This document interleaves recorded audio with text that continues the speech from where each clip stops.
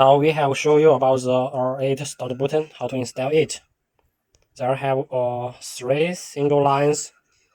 We need to transfer to the original car number 3, 5, and 6 homes to the original car start button.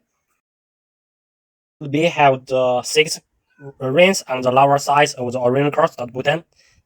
We remove the original car number 3 and put the pin on the white light homes like this. You can take out the plug and find the rings to put the original line in here. For the original car's lines like this. The white lines to plug the original car, the number 3. Blue to number 5, the original car lines put here.